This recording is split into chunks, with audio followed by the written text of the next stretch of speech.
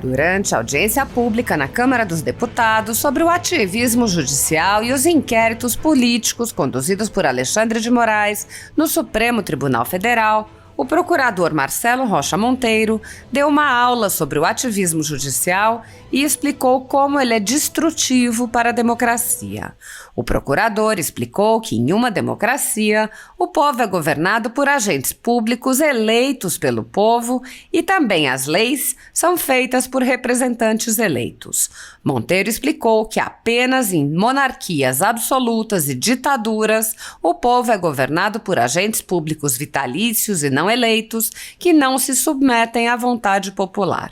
Marcelo Rocha Monteiro deu exemplos de situações em que o Supremo Tribunal Federal usurpou funções do Poder Executivo e do Poder Legislativo, explicando que quando o partido derrotado nas eleições usa o Supremo para impor a agenda política que o povo rejeitou explicitamente nas urnas, a democracia representativa deixa de funcionar.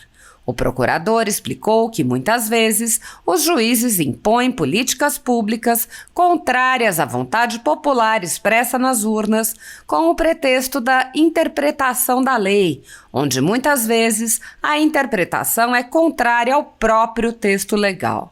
Ele exemplificou com o caso do deputado federal Daniel Silveira, no qual o Supremo reinterpretou a palavra quaisquer e determinou que apenas as opiniões, palavras e votos autorizadas pelos ministros é que merecem a imunidade parlamentar. O procurador disse: a nossa referência tem que ser o texto legal, senão não há segurança jurídica. O procurador explicou como uma democracia representativa deve funcionar e disse: o que importa é, eles não foram eleitos, eles não podem conduzir os destinos da nação. Eles representam, como disse com absoluta propriedade o Dr. Ives Gandra, o único poder que não nasce do voto popular, não nasce da representação popular. O procurador Marcelo Rocha Monteiro concluiu dizendo: combater o ativismo judicial é lutar pela democracia representativa. A liberdade e a propriedade privada já foram suprimidas para certos grupos marcados no Brasil em consequência do ativismo judicial de alguns membros do judiciário. A renda da Folha Política e de outros sites e canais conservadores está sendo confiscada a mando do ministro Luiz Felipe Salomão, ex-corregedor do Tribunal Superior Eleitoral, com o apoio e o respaldo dos ministros do STF Luiz Roberto Barroso, Alexandre de Moraes e Edson Fachin. O confisco da renda, que vem sendo mantido pelo atual corregedor Mauro Campbell Marques, atinge todos os vídeos produzidos pelo jornal, independente de tema, data ou qualquer outro fator. Há mais de 14 meses, toda a renda do nosso trabalho vem sendo retida sem qualquer previsão legal. Se você apoia o trabalho da Folha Política e pode nos ajudar a manter o jornal, doe qualquer valor utilizando o QR Code que está visível na tela ou use o código PIX ajude@folhapolitica.org. Caso não utilize PIX, há a opção de transferência bancária para a conta da empresa Raposo Fernandes, disponível na descrição deste vídeo e no comentário fixado no topo.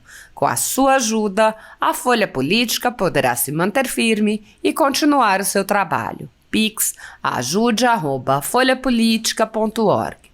Assista.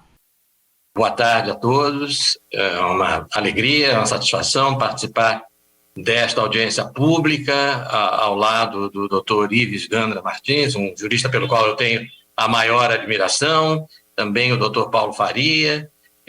Agradeço muito o convite feito pelo deputado Daniel Silveira e vou diretamente ao tema ativismo judicial.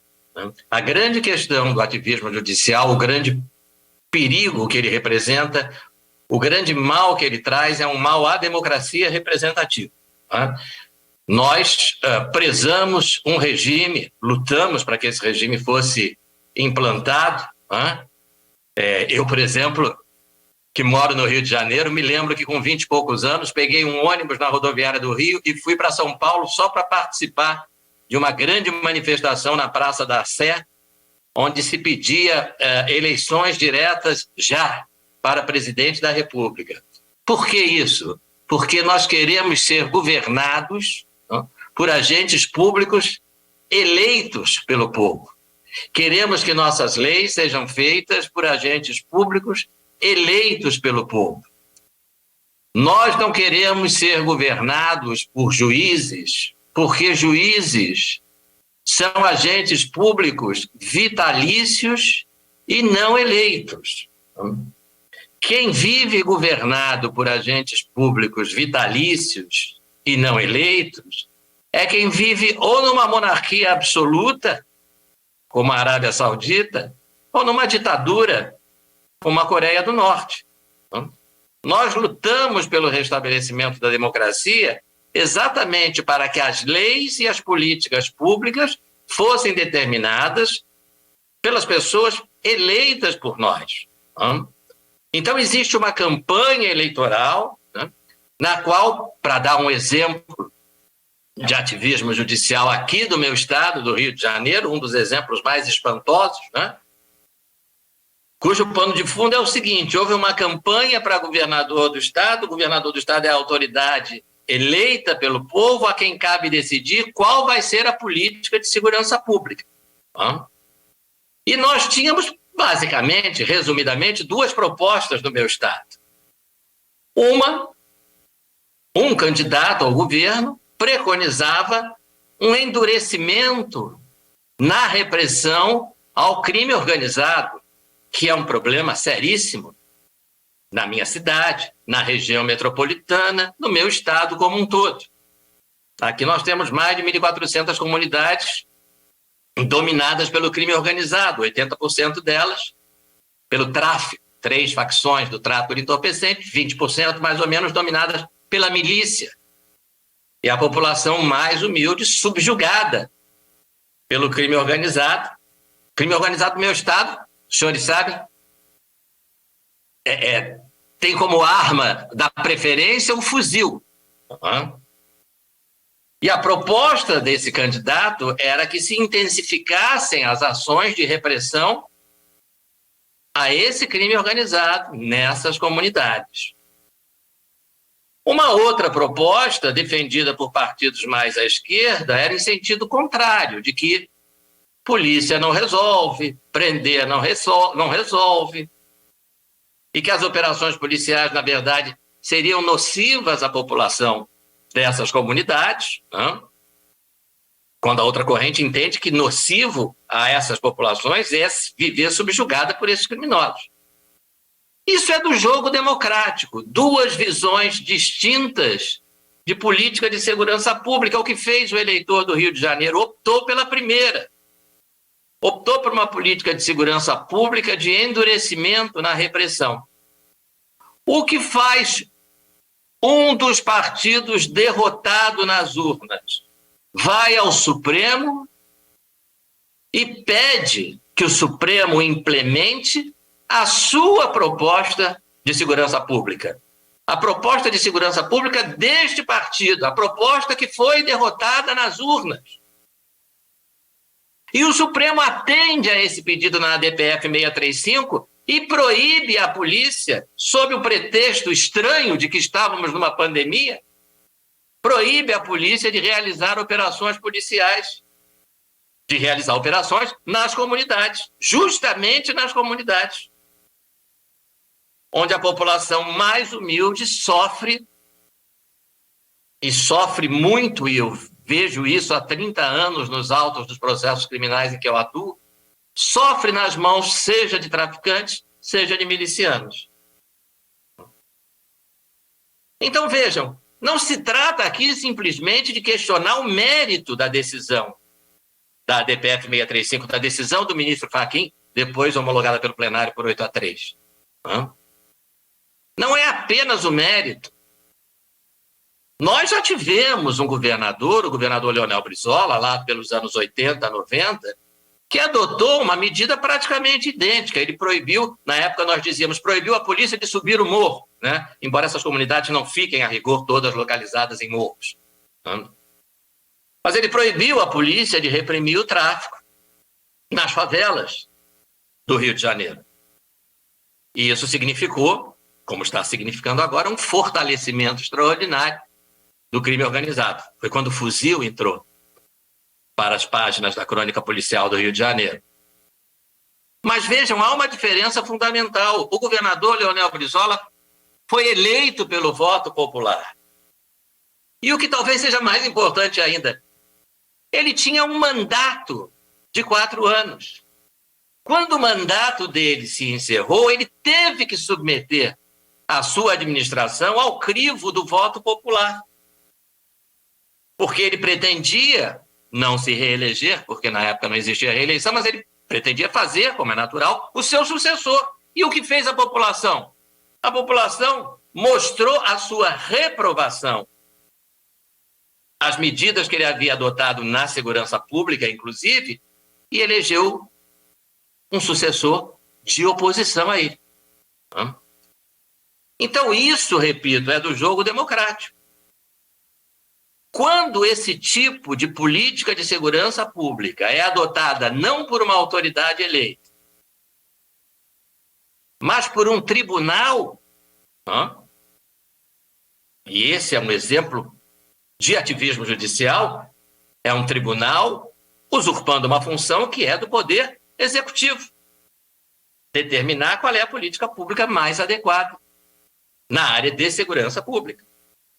Quando essa decisão é adotada pelo ministro Fachin, é adotada pelo Supremo Tribunal Federal, os juízes do Supremo são vitalícios.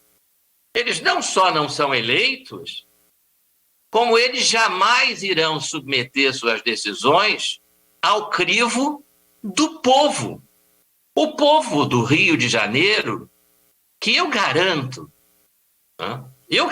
é majoritariamente contra essa decisão do Supremo, mas jamais terá oportunidade de expressar isso nas urnas. Por quê? Porque juízes não são submetidos ao critério das urnas. Então é profundamente antidemocrático que uma autoridade não eleita assuma ou usurpe as funções que deveriam ser exercidas por autoridades eleitas pelo povo. Um outro exemplo flagrante de ativismo judicial, e que eu confesso jamais, com mais de 30 anos de magistério, lecionando direito processual penal, mas por algum tempo também lecionei direito penal, eu nunca pensei que teríamos que discutir o princípio da reserva legal. Não há crime sem lei anterior que o defina, não há pena sem prévia cominação legal. Eu não pensei que iria haver um órgão do Poder Judiciário criando figura penal por acórdão. É uma coisa espantosa. Essa criação do crime de homofobia, de novo, a questão não é o mérito. Eu, particularmente, acho que a homofobia é uma conduta reprovável. Estabelecer qualquer tipo de discriminação em função de orientação sexual é uma conduta reprovável. Mas se deve ser criminalizada, se deve ou não haver uma lei dizendo que quem praticar homofobia vai para a cadeia, é uma decisão que só pode ser tomada pelos representantes eleitos pelo povo, porque eles prestam contas à população. O deputado Daniel Silveira presta contas à população a cada 4 anos, os seus colegas deputados prestam contas, os deputados estaduais, os senadores a cada 8 anos, o povo vai cobrar. O senhor criou essa lei é ruim, não vou mais votar no senhor. O senhor criou essa lei é muito boa, vou continuar votando no senhor, vou reelegê-lo. Mas isso não acontece com o ministro Luiz Roberto Barroso, isso não acontece com o ministro Fachin, isso não acontece com o ministro Alexandre de Moraes. Eles têm a tranquilidade de não ter que submeter suas decisões ao crivo da vontade popular. Eles são agentes públicos vitalícios. Eles não podem legislar. E, principalmente, eles não podem legislar sobre direito penal. A lei penal é a única lei capaz de nos mandar para a prisão. E ela só pode ser criada por representantes eleitos pelo povo. E nunca por juízes vitalícios e não eleitos. E vejam, muitas vezes o ativismo judicial vem disfarçado de interpretação da lei. O juiz legisla, o juiz exerce a função do legislador, usurpa essa função, mas o faz dizendo, não, absolutamente, eu não estou legislando, eu estou interpretando. Mas só se pode interpretar aquilo que dá margem à interpretação. Se você tem um artigo 53 da Constituição Federal dizendo que o deputado Daniel Silveira, por exemplo, tem imunidade penal para quaisquer opiniões, palavras e votos. Qualquer é qualquer, não está aberto à interpretação, como dizia o grande Justice da Suprema Corte Americana, Antonin Scalia, quando a lei é clara, é game over, dizia ele, é game over. Não adianta, não faz sentido, não é lícito usar subterfúgio dizendo, não, mas agora nós temos que levar em conta a vontade do legislador. Não tem que levar em conta a vontade do legislador. Isso é um subterfúgio duplamente equivocado. Scalia fala com muita propriedade sobre isso. Primeiro porque a vontade do legislador, na maior parte das vezes, é uma adivinhação, né? É uma educated guess, como dizem os americanos. Ou é chute, como se diria mais popularmente no Brasil. Qual foi a vontade do Constituinte quando aprovou o artigo 53 da Constituição Federal? Diz o ministro do Supremo, a vontade dele não foi jamais a de permitir que se fizesse o uso de palavras ou opiniões antidemocráticos. Não é verdade isso. Nós temos uns 3 ou 4 partidos comunistas legalmente registrados, legalmente em atuação, e cuja visão política é profundamente antidemocrática. E eles podem, sim, eles podem fazer uma sessão comemorativa na Câmara dos Deputados dos 100 anos da Revolução Comunista na União Soviética, na Rússia, que implantou um regime totalitário. Eles têm esse direito e fizeram isso, numa sessão solene presidida, inclusive, por, na época, deputado federal do PSOL, aqui do meu estado. Então, quem foi que disse que a liberdade ou a imunidade do deputado para opiniões e palavras está condicionada a essas opiniões e palavras serem pró-democracia? Não é verdade. Absolutamente não é verdade. Essa imunidade é garantida para quaisquer opiniões a favor ou contra a democracia, para quaisquer palavras a favor ou contra a democracia. Então, se o deputado Daniel Silveira emitiu uma opinião contra a democracia, e eu nem acho que tenha emitido, mas se o fez, essa imunidade também o protege nesse caso. A nossa referência tem que ser o texto legal, porque senão não há segurança jurídica. Imaginem um cidadão que lê um texto legal que diz para ele, você tem imunidade penal para qualquer opinião. E aí ele faz um discurso falando mal de ministros do Supremo e vem o Supremo e diz quaisquer, menos aquelas que importem em criticar o Supremo Tribunal Federal. E então você vai para a cadeia. Né? Mas eu fiz o que a lei me garantia, me assegurava. Não, mas isso é uma interpretação literal do texto. Nós não aceitamos isso. Nós vamos fazer a interpretação de acordo com a vontade do legislador. Isso é errado. No Rio de Janeiro, nós tivemos uma situação, aliás, eu não tenho absoluta certeza se foi no Rio de Janeiro, existe uma churrascaria, uma rede de churrascarias,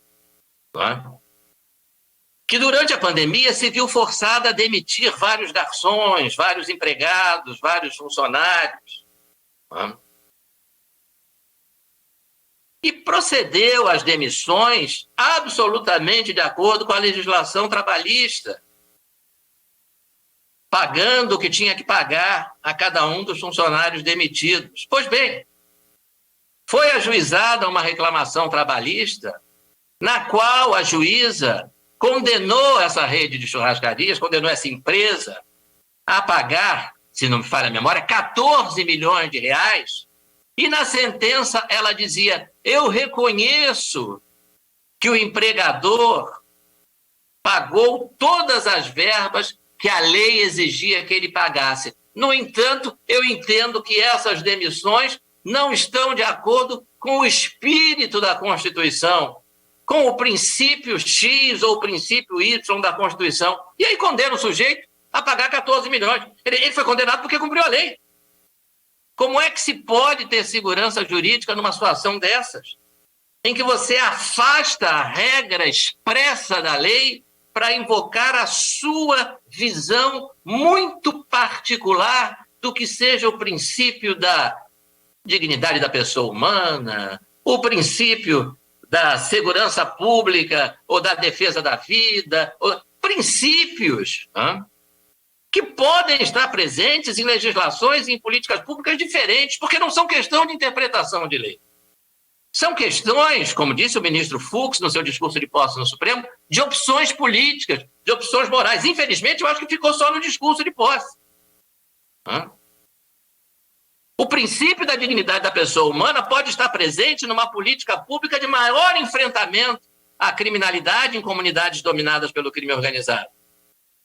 Como pode estar presente numa política oposta, de não enfrentamento. O princípio da defesa da vida pode estar presente numa política desarmamentista. Como pode estar presente, dependendo da opção política que você faz, numa política de facilitar a posse de armas para que o cidadão comum possa se defender dos marginais que eventualmente invadam sua casa. Então aqui nós não estamos falando de interpretação de texto legal. Nós estamos falando de opções políticas que devem ser tomadas pela população através dos seus representantes eleitos. De novo, citando Scalia, primeiro discutem-se as várias propostas e depois se vota. E quem tiver mais voto, ganha.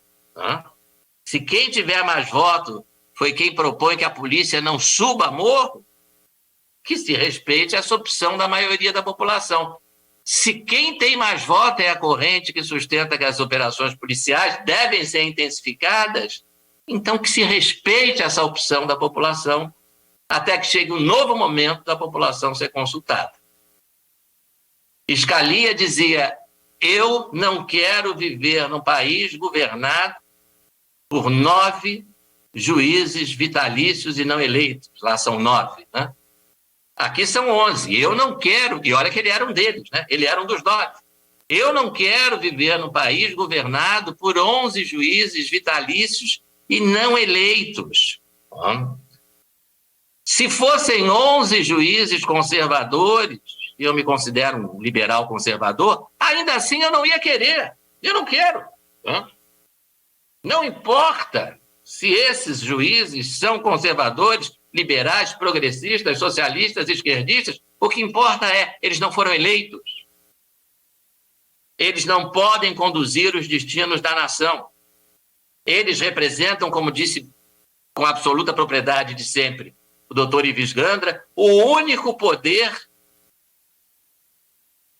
que não nasce do voto popular, não nasce da representação popular. Uma vez me perguntaram: mas você está querendo dizer que o poder judiciário é aquele que tem que ter a atuação mais restrita de todos? É exatamente isso que eu quero dizer.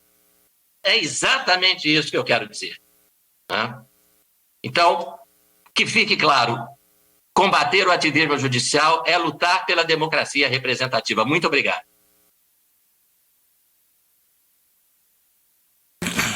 Procurador Marcelo Rocha Monteiro, a explanação muito mais do que perfeita dentro do que o jurídico, né, o judiciário deveria agir. E o ativismo judicial, né, e aqui eu posso falar tranquilamente, seguramente, né, nós temos hoje presos políticos no Brasil, que é um absurdo em um Estado democrático de direito, né, começa pelo